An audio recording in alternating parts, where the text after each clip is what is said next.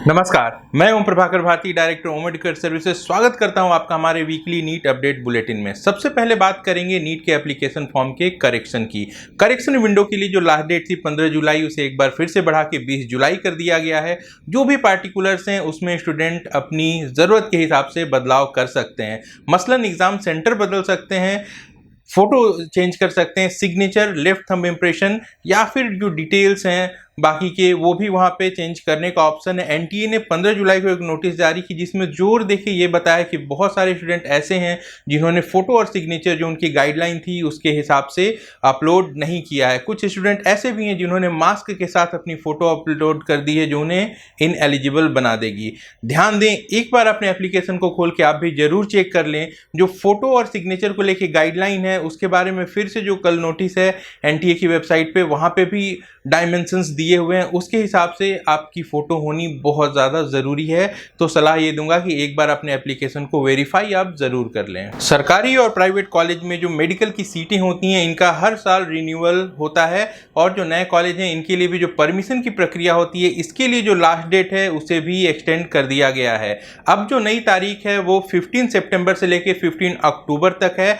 सरल भाषा में कहूँ तो ये वो समय होगा जहाँ पे सीटों की परमिशन की खबर आएगी या फिर बहुत सारे ऐसे नए कॉलेज होंगे जिनको इस दौरान परमिशन मिलेगी। अगले अपडेट में बात करेंगे टेलीमेडिसिन के बारे में। हमारे देश में ऑनलाइन शॉपिंग काफ़ी ज़्यादा पॉपुलर है और अब कोविड-19 के कारण बहुत सारी ऐसी चीज़ें हैं जिनमें ऑनलाइन सर्विसेज की सुविधा शुरू हो गई है। जैसे कि ऑनलाइन क्लासेस शुरू हो गए हैं, पढ़ाई के जो कोर्सेज छूट रहे हैं उनको कवर अप करने के लिए। ऐसे में एक कदम सरकार भी उठा रही है, वो टेलीमेडिसिन की सर्विस को ऑनलाइन करने जा रही है, जिसके माध्यम से कोई भी इंसान पूरे देश के डॉक्टर को कहीं से भी संपर्क कर पाएगा। इसके बारे में हमने विस्तार से बातें की थी हमारे 26 जून के बुलेटिन में।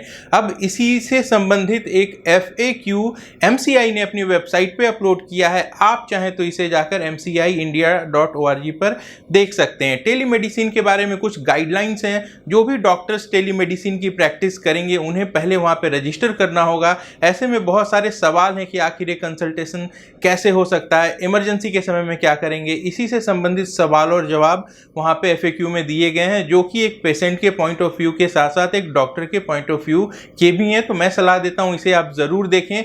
आने वाले समय में जब आप डॉक्टर बनेंगे और ऑनलाइन प्रैक्टिस एक ऐसा माध्यम हो सकता है जिसके बदौलत आप पूरे देश में अपनी प्रैक्टिस कर पाएंगे और एक जगह बैठे बैठे आपकी पॉपुलैरिटी पूरे देश में हो सकती है, साथ ही आप अच्छे पैसे भी कमा सकते हैं। अगले अपडेट में बात करेंगे तमिलनाडु सरकार के बारे में, जिसने वहां के छात्रों के लिए कोटा में कोटे का प्रावधान बनाया है। जी हां, तमिलनाडु सरकार ने एक बिल पारित किया है जिसके अंतर्गत वहां पढ़ने वाले नीट के जितने भी स्टूडेंट हैं जो सरकारी स्कूल से 10वीं 12वीं की परीक्षा पास करेंगे उन्हें सरकारी मेडिकल कॉलेज में 7.5% का आरक्षण मिलेगा। सरकारी कॉलेज के साथ साथ यह आरक्षण प्राइवेट कॉलेज में भी लागू होगा। इस बात को जरा सा स्पष्ट कर देता हूं कि प्राइवेट कॉलेज में जो गवर्नमेंट कोटे की सीटें हैं उन पर ही ये 7.5% का आरक्षण लागू होगा। तो पहले तो प्राइवेट कॉलेज में वहाँ पे गवर्नमेंट कोटा होता है, कुछ परसेंट सीटें जो हैं वो आरक्षित होती हैं वहाँ पे स्टूडेंट्स के लिए जो कि कम फीस पर उपलब्ध होती हैं। अब उनके अंदर भी एक नया आरक्षण होगा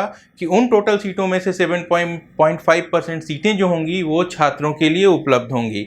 कोटे में कोटा इसी को कहा गया है। राज्य स्तर पे जो सरकारी सीटें हैं 85% जो स्टेट कोटा है उसके अंदर ये 7.5% का कोटा सरकारी कॉलेज में तमिलनाडु के स्टूडेंट को दिया गया है। CBSE द्वारा 30% सिलेबस रिड्यूस करने के बाद बातें हो रही थी कि नीट और जेईई के सिलेबस में भी कमी की जा सकती है 2020 और 21 के सेशन के लिए। बताना चाहूँगा इससे संबंधित कई सारी अफवाहें सोशल मीडिया पर उपलब्ध हैं, लेकिन कोई भी ऑफिशियल न्यूज़ अभी तक नहीं आई है। आपको भ्रमित होने की ज़रूरत नहीं है, कभी भी ऑफिशियल न्यूज़ आएगी तो इसकी जानकारी हम आपको अपने चैनल से ज़रूर देंगे। बात कर लेते हैं मिडिल ईस्ट के उन छात्रों के बारे में जो कि लगातार मिडिल ईस्ट में नीट के एग्ज़ाम सेंटर बनाए जाने की मांग कर रहे थे।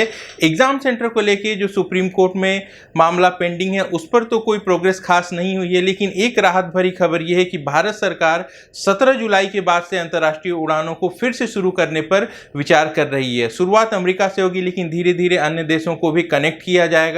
उम्मीद करते हैं इन छात्रों के हित में भी सरकार कुछ ऐसा फैसला लेगी कि अगर 13 सितंबर को एग्ज़ाम होता है तो वो यहाँ आकर एग्ज़ाम दे सकें। तो ये थे इस हफ्ते के इम्पॉर्टेंट अपडेट। कुछ नई खबरें होंगी आपको अगले अपडेट में बताऊंगा। अपनी तैयारी अच्छे से करते रहें। कोविड-19 का प्रकोप लगातार जारी है, ऐसे में ज़रूरत है हिम्मत से काम लेने की और अपना अच्छे से ख्याल रखने की। आप और हम सरकार के लिए महज आंकड़े हैं, लेकिन बात करें अपने परिवार के लिए तो हमारे लिए पूरी दुनिया है। ऐसे में बहुत ज़्यादा ज़रूरी है कि आप अपना अच्छे से ख्याल रखें, अपने परिजनों का अच्छे से ख्याल रखें, पढ़ाई करते रहें। बहुत जल्द मिलता हूँ अपनी नई वीडियो में नई जानकारी के साथ। नमस्कार, जय हिंद।